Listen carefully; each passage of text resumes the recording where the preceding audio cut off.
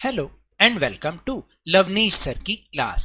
आज की ये शिक्षा निदेशालय राष्ट्रीय राजधानी क्षेत्र दिल्ली की वर्कशीट नंबर 13 जो कि कक्षा 10वीं के विद्यार्थियों के लिए है।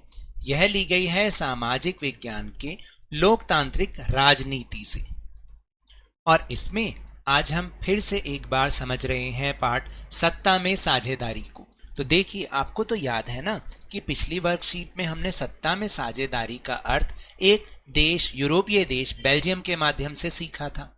आज हम एक अन्य देश श्रीलंका, जो कि एक एशियाई देश है, उसके माध्यम से सीखेंगे कि आखिर सत्ता में साझेदारी कितनी जरूरी है। तो चलिए बिना समय गवाए शुरुआत करते हैं मेरे साथ और समझने की कोशिश करते हैं। तो अगर आप ध्यान से देखेंगे ना, तो यहाँ पर श्रीलंका का नक्शा बना हुआ है। श्रीलंका एक द्वीपीय देश है जो कि हमारे भारत का एक पड़ोसी देश भी है। तो चलिए देखते हैं इसको। श्रीलंका एक द्वीपीय देश है जो कि भारत के दक्षिणी तट से कुछ किलोमीटर की दूरी पर स्थित है। इसकी आबादी करीब 2 करोड़ है। दक्षिण एशिया के अन्य देशों की तरह श्रीलंका की आबादी में भी कई जातीय समूह के लोग हैं। जैसा कि आपको याद है ना कि पिछली वर्कशीट में जब हमने बेल्जियम के बारे में पढ़ा था, तो वहां का समाज जो है वो किस आधार पर बटा हुआ था, बताइए। वो बटा हुआ था भाषा के आधार पर, यानी वहां पर डच भाषा और फ्रेंच भाषा बोलने वाले लोग थे और 1% जर्मन भाषा बोलने वाले भी लोग थे। तो ऐसे ही जो श्रीलंका का समाज है वह भी भाषा के आधार पर ही बटा हुआ है। वो कैसे कैसे है, यहां अगर आप देखें तो यहां पर एक ग्राफ दे रखा है जिसके माध्यम से हम समझ सकते हैं कि यहां पर 74% लोग जो कि सिन्हाला या सिंहली, हम हिंदी में कहते हैं सिंहली भाषा बोलने वाले लोग हैं, 74%। फिर इसके बाद हैं श्रीलंकन तमिल जो कि तमिल भाषा बोलते हैं, 11.1%। और एक है भारतीय मूल के तमिल जो कि कितने प्रतिशत हैं, ये हैं 1.2%, यानी 1.2%। और उसके अलावा मुस्लिम लोग भी हैं जो कि 9.3% हैं। यानी जो मेन है वो 2 मुख्य भाषाएं हैं, सिंहली और तमिल। और इसी आधार पर यह देश, इस देश का समाज बटा हुआ है।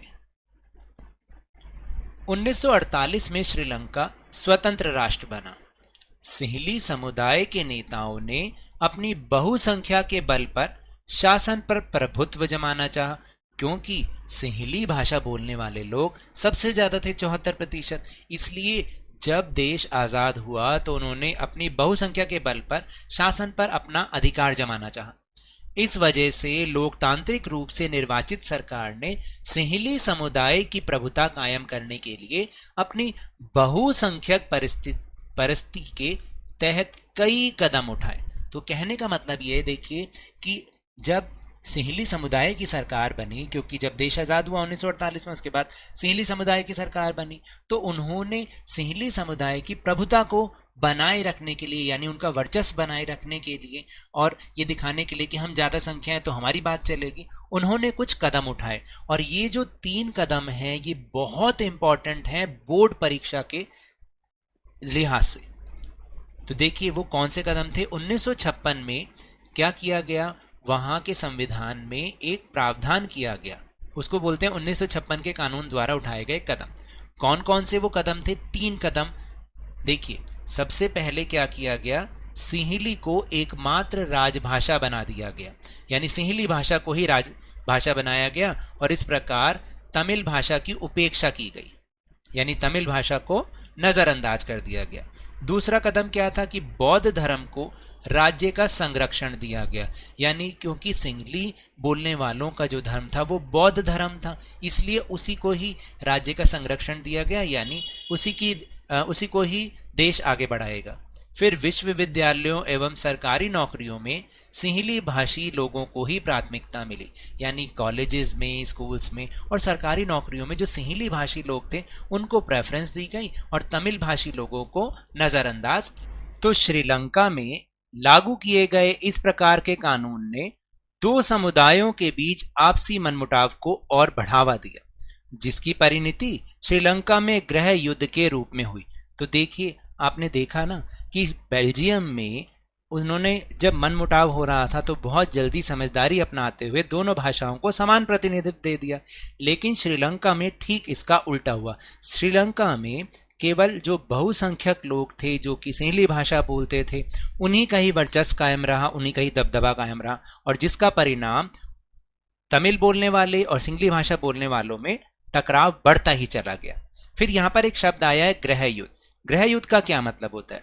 किसी मुल्क यानी किसी देश में सरकार विरोधी समूहों की हिंसक लड़ाई ऐसा रूप ले ले कि वह युद्ध सा लगे, तो उसे हम गृह युद्ध कहते हैं। यानी एक ही देश की सीमा के भीतर जब विरोधी समूह की हिंसक लड़ाई होने लग जाए तो हम उसे गृह युद्ध कहते हैं। और एक शब्द आया बहुसंख्यकवाद।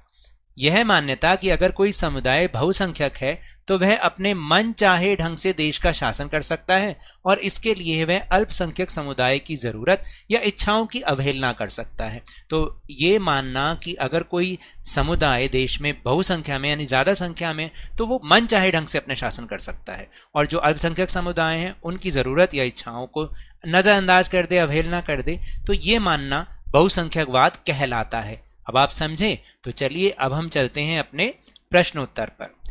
पहला प्रश्न है कि सही विकल्प का चयन कीजिए, मतलब सही विकल्प का चयन कीजिए, ये इसका प्रश्न है। और इसमें पहला जो प्रश्न है वो है श्रीलंका के संदर्भ में कौन सा असत्य है। यानी यहाँ पर कुछ वाक्य लिखे हुए हैं तो हमें बताना है श्रीलंका के संबंध में कौन सा ये ठीक नहीं है। श्रीलंका वर्ष 1948 में स्वतंत्र हुआ। तमिल श्रीलंका का सबसे बड़ा जातीय समूह है। फिर यह भारत के दक्षिण तट से कुछ किलोमीटर की दूरी पर स्थित है, बिल्कुल है। यह इनमें से कोई नहीं। तो देखिए जो दूसरा वाला है ना, तमिल श्रीलंका का सबसे बड़ा जातीय समूह है, तो ये इसमें असत्य है। तो हमारा उत्तर बन गया ये वाला। ठीक है, अब हम चलते हैं दूसरे प्रश्न पर। दूसरा प्रश्न है कि निम्नलिखित में से कौन सा श्रीलंका के 1956 के कानून की विशेषता या विशेषताएं हैं? बौद्ध धर्म को संरक्षण राज्य का मिला, सरकारी नौकरियों में सिंहली लोगों को प्राथमिकता, सिंहली को एकमात्र राजभाषा बना दिया गया, या उपर्युक्त सभी। तो आप बताइए कि कौन सा एक है या सारे हैं? तो इसका जो सही उत्तर है वो है डी, उपर्युक्त सभी, क्योंकि ये तीनों के तीनों ही श्रीलंका के 1956 के कानून की विशेषताएं हैं।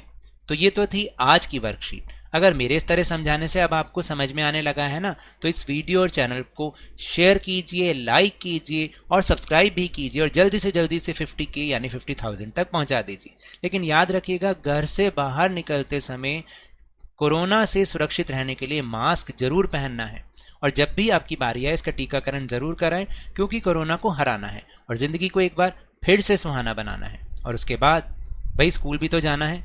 इसी उम्मीद के साथ बहुत बहुत धन्यवाद।